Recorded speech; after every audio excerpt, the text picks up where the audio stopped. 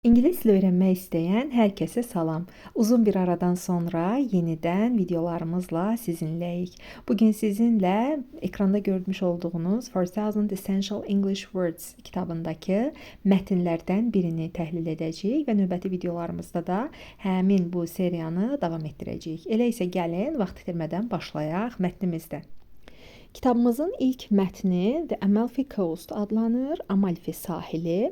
Mətni birlikdə təhlil edəcəyik. Mətni oxuyarkən tərcümə edəcəm. Həmçinin mətndə olan qara hərflərlə yazılan sözlərin tərcümələrini qeyd edəcəm və müəyyən qrammatik izahlar verəcəm. Odur ki, mətni izləyərkən yanınızda qeydlər götürmək üçün kağız və qələm saxlamağı unutmayın. Mətni bitirdikdən sonra isə mətnin sonunda verilmiş tapşırıqları sizinlə birlikdə təhlil edəcəyik. Gəlin başlayaq ilk cümləmizdən. The Amalfi Coast in Italy is a beautiful place to travel. İtaliyadakı Amalfi sahili səyahət etmək üçün gözəl bir yerdir. Əvvəla qara hərflərlə yazılmış sözə baxırıq. Travel səyahət etmək deməkdir.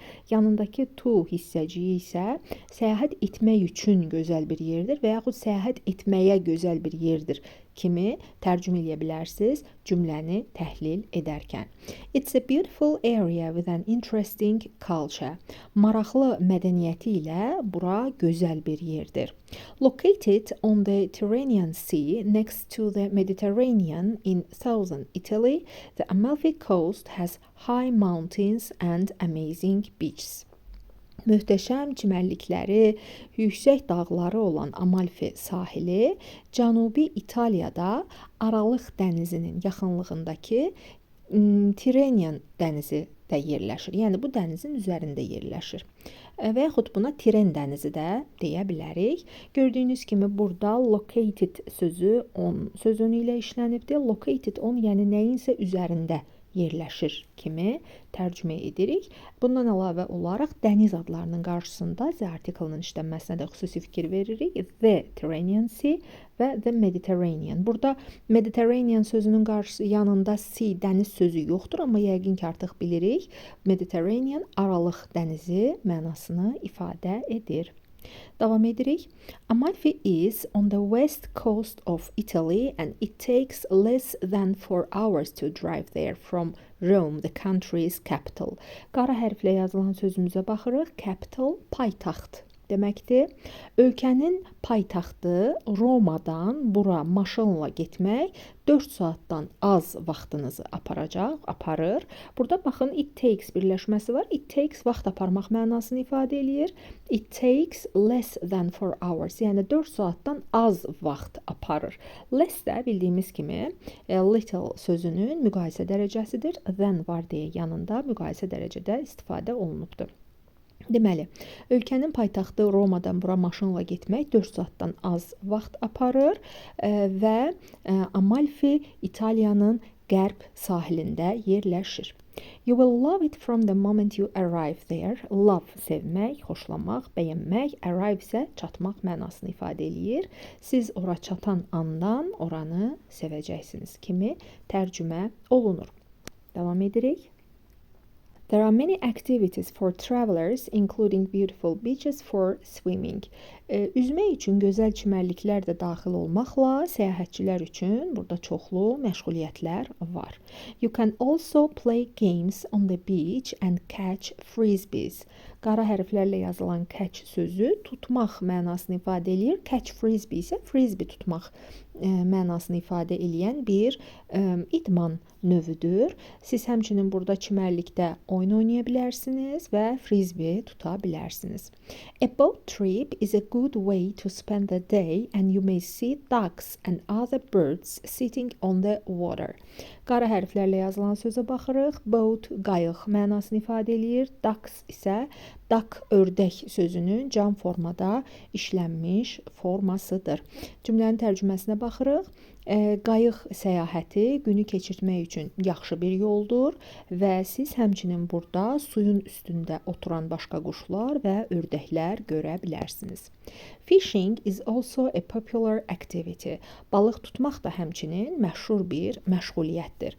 Burada cümlənin əvvəlində işlənən fishing sözü cümləmizdə mübtəda kimi işlənən, ing ilə düzələn gerunddur.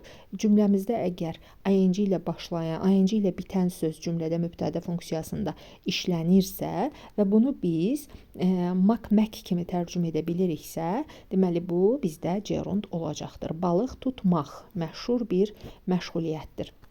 There are dozens of villages on the Amalfi Coast, and you can visit one of them to see how a typical local person lives. Dozens sözünə nəzər salaq. Dozens of onlarla kimi tərcümə olunur. Amalfi sahilində onlarla kənd var. Qara hərflərlə yazılan sözə baxırıq. Visit, baş çəkmək, səfər etmək. Typical isə tipik, səciyyəvi kimi tərcümə olunur və siz onlardan birinə baş çəkməklə, yəni və yaxud onlardan birinə getməklə tipik bir yerli insanın necə yaşadığını görə bilərsiniz. If you are friendly, you might even get invited into someone's house to enjoy home-cooked Italian food. Əgər sən yetəri qədər səmimisənsə, sən onlardan birinin evinə dəvət oluna və evdə bişmiş İtalyan yeməyinə qonaq ola bilərsən. Qara hərflərlə yazılan sözə baxırıq. Invited. Invite sözü dəvət etmək deməkdir. Burada isə get invited kimi işlənibdir. Yəni dəvət olunmaq kimi tərcümə olunur. Enjoy isə biz onun zövq almaq mənasını daha çox bilirik. Ancaq enjoydan sonra hər hansı bir qida adı gəlirsə və yaxud enjoy yourself kimi işlənirsə, bu qonaq olmaq kimi tərcümə olunur. Yəni evdə bişmiş İtalyan yeməyinə qonaq olmaq kimi tərcümə edirik. Davam edirik. Italians like drinking alcohol, especially wine. İtalyanlar, gördüyünüz kimi S artırılıb sonuna və bu bütöv bir milləti bildirir. İtalyanlar alkohollu içki və yaxud spirtli içki içməyi xoşlayırlar, xüsusilə də şərabı. Alkohol spirtli içki, wine isə şərab deməkdir və hər ikisi də sayıla bilməyən isimdir. The Amalfi Coast has lots of gardens to explore. Amalfi sahilinin kəşf olunası çoxlu bağları var. Italy is famous for its pizza and pasta. İtaliya öz pizzası və makaronu və yaxud pastası ilə məşhurdur. Famous sözünə nəzər salaq. Famous for birlikdə işlənən bir birləşmədir və haranınsa nəyi iləsə məşhur olmağı kimi istifadə olunur. Italy is famous for its pizza. İtaliya pizzası ilə məşhurdur. Və yaxud hansısa bir ölkənin və yaxud yerin nəyi iləsə məşhur olduğunu göstərmək üçün famous for birləşməsini istifadə edirsiniz. However, the Amalfi Coast is also well known for fish and octopus because it's located next to the water. Ancaq Amalfi sahili həmçinin balığı və oktopus sözünü 8 ayaqlı və yaxud elə octopus kimi tərcümə edirik. Balıqları və 8 ayaqlısı ilə məşhurdur. Çünki bura dənizin, suyun yanında yerləşir. Pastries are a popular breakfast food on the Amalfi Coast. Pastries xəmir yeməkləri və yaxud qənnadı məmulatları kimi tərcümə olunan bir sözdür. Breakfast isə yəqin ki, hər kəs bilir, səhər yeməyi mənasını ifadə eləyir. Qənnadı məmulatları Amalfi sahilində məşhur bir səhər yeməyidir. August is a popular month to travel the Amalfi Coast because the weather is warm. Qara hərflərlə yazılan sözlərə nəzər salırıq. August, avqust ayı, month, ay deməkdir. Weather isə hava mənasını ifadə edir. Birinci because-a qədər tərcümə edirik. Çünki because cümləni birləşdirir. İki cümləni bir-birinə birləşdirən bir bağlayıcıdır. Bunun üçün siz əvvəlcə because-un bir tərəfini, sonra isə digər tərəfini tərcümə etməklə vahid bir mənaya çata bilərsiniz. Avqust Amalfi sahilinə səyahət etmək üçün məşhur bir aydır. Daha sonra because hissəsindən sonranı tərcümə edirik. Çünki hava istidir. It's easy to spend a week traveling around the area. Qara hərflə yazılan week sözü həftə mənasını ifadə eləyir. Və burada bir birləşməni göstərmək istəyirəm. Cümlənin tərcüməsinə keçməzdən öncə baxın, easy sifəti verilibdir. Easy bildiyimiz kimi asan mənasını ifadə eləyir və cümlə daxilində əgər biz sifətdən sonra feil işlətməliyiksə, mütləq şəkildə sifətlə feilin arasına to hissəciyi əlavə etməliyik. It's easy to spend a week. Yəni həftəni keçirtmək asandır kimi tərcümə edirik. Cümlənin tərcüməsinə baxırıq. ərazini səyahət etmək üçün bir həftə keçirtmək, yəni bəs edir, kifayət edir. Yəni bu rahatdır kimi tərcümə edirik. Make sure to take a camera so you can take a lot of photos. Kamera sözü kamera mənasını ifadə eləyir. Əmin ol ki, sənin üstündə kamera var, sən beləliklə çoxlu şəkillər çəkə bilərsən. Take photo, şəkil çəkmək mənasını ifadə eləyir. We are sure you will agree that it's great place. Biz əminik ki, sən buranın gözəl bir ərazi olduğuna razılaşacaqsın. Agree, razı olmaq mənalarını ifadə edir. Mətnimiz yekunlaşdı. Mətnimiz bu qədərdir. İndi isə artıq mətni tam başa düşdüksə, qeydlərimizi götürdüksə, qara hərflərlə olan sözləri yazıb öyrəndiksə, keçirik mətnimizin sonunda yerləşən tapşırıqlara. Mətni oxuyub bitirdiyimizə görə indi reading comprehension suallarına keçə bilərik. Mətni tam başa düşdükdən sonra biz bu sualları cavablandırırıq. Başlayaq birinci sualdan. What is the passage about? Mətn nə haqqındadır? Bu sualı mətn tapşırıqları olan bütün imtahanlarda görə bilərsiniz ki, mətn nə haqqındadır? Yəni bu sual bizim mətni anlamağımızı yoxlayır ki, biz mətni yetəri qədər anlamışıqmı? A variantında eating Italian food, İtalyan yeməkləri yemək haqqındadır. Bəli, biz mətndə İtalyan yeməklərindən danışdıq, amma bütöv mətnimiz o haqqdadırmı? Xeyr. Biz bu tip testləri işləyərkən həmişə diqqətli olaq ki, mətnimiz bütövlükdə nədən danışır? Bütöv bir mətn nəyi əhatə eləyir? Hansı mövzunu əhatə eləyir? Biz o variantı seçməliyik. Mətnimizin hansısa bir abzasında, hansısa bir cümləsində əgər Italian food haqqında danışıbsa, biz bunu doğru cavab kimi götürə bilmərik. Çünki bütöv mətn İtalyan yeməyi haqqında deyil. Bütöv mətnin bir hissəsində bu haqda danışılır. Ona görə A variantı yanlış cavabdır. B variantında traveling around the world, dünyanı səyahət etmək, dünyanı gəzmək. Gəzməkdən danışılır, amma dünyanı mı? Xeyr. Yanlış cavabdır. Going fishing, balıq tutmağa getmək haqqında danışılmır. Xeyr, sadəcə balıq tutmağın da məşhur bir məşğuliyyət olduğunu qeyd olunur. D variantında isə visiting the Amalfi Coast, Amalfi sahilinə baş çəkmək, ora getmək, ora səfər etmək haqqında danışılır.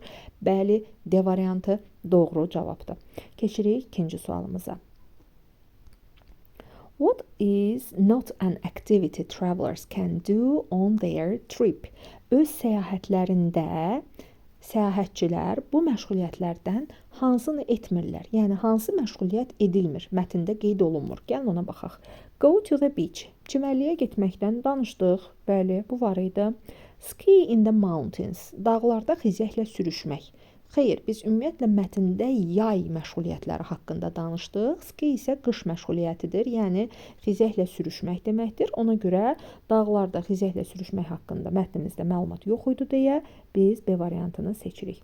C-də go on a boat, qayıqla getmək, bəli, qayıqla səfər etmək haqqında danışdıq. Eat great food, gözəl yeməklər yemək haqqında da məlumat verdik. Burada da cavabımız olacaq B variantı.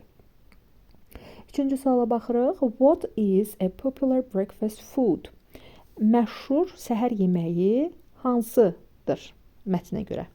Potatoes, kartof, xeyr, kartoflar haqqında mətndə heç nə yoxdur.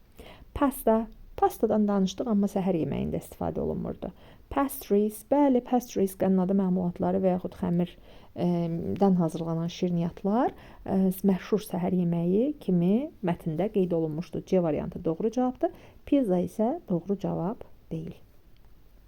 Dördüncü suala baxırıq. According to the passage, mətnə görə, why is August a popular time to visit? Avqust niyə görə səfər etmək üçün yaxşı vaxtdır? Gəlin mətnimizi xatırlayaq. Avqust nəyə görə bu yerə səyahət etmək üçün yaxşı bir vaxt idi?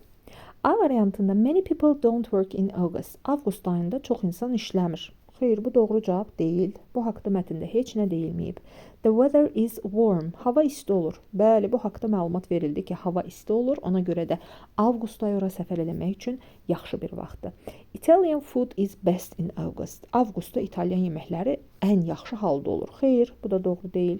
It doesn't rain. Yağış yağmır. Xeyr, bu haqda da məlumat verilməmişdir. Növbəti sualı isə sizə tapşırıq kimi verəcəm və sizin şərhlərdə bu Ona aid, burada verilmiş suala aid öz fikirlərinizi qeyd etməyinizi istəyəcəm. Deməli, do you think the author likes the Amalfi Coast? Sizcə müəllif Amalfi sahilini xoşlayırmı? Give at least one reason that explains your thinking. Ən azından bir səbəb deyin ki, sizin fikrinizi izah etsin. Və dəyərli izləyicilərimdən bunu istəyəcəm ki, Amalfi sahilini müəllif sevirmi? Bu haqda öz fikirlərini yazsınlar. Əgər düşünürlər ki, sevir və yaxud sevmir, hər fikir haqqında hansını düşünürsünüzsə, onun haqqında ən azından bir səbəb yazsınız ki, niyə belə düşünürsünüz. Yəni, ən azı bir səbəb, siz bunu 2 və yaxud 3 dənə də yaza bilərsiniz. Bu isə sizin ev tapşırığınız olacaq növbəti videoya qədər. Şərhlərdə qeyd edəcəksiniz və mən də şərhlərdə sizi cavablandıracağam. Yazdığınız cümlələrdə yanlışlar varsa, onları düzəldəcəm. Əziz izləyicilər, bugünkü videomuz burada yekunlaşır. Əgər bu tip videolar istəyirsinizsə, şərh bölməsinə qeyd etməyi unutmayın və yaxud da ki, hansı tip videolara baxmaq istəyərdiniz, necə videolar sizin işinizi daha da asanlaşdıracaq, imtahanlardan daha yaxşı nəticə göstərməyinizə kömək olacaqsa, bu haqda da şərhlər bölməsində qeyd etməyi unutmayın. Ümumiyyətlə, hansı imtahana hazırlaşırsınız və necə tip videolar gözləyirsiniz məndən. Bugünlük bu qədər əziz izləyicilərimiz. Növbəti videolarda görüşənədək. Hələlik.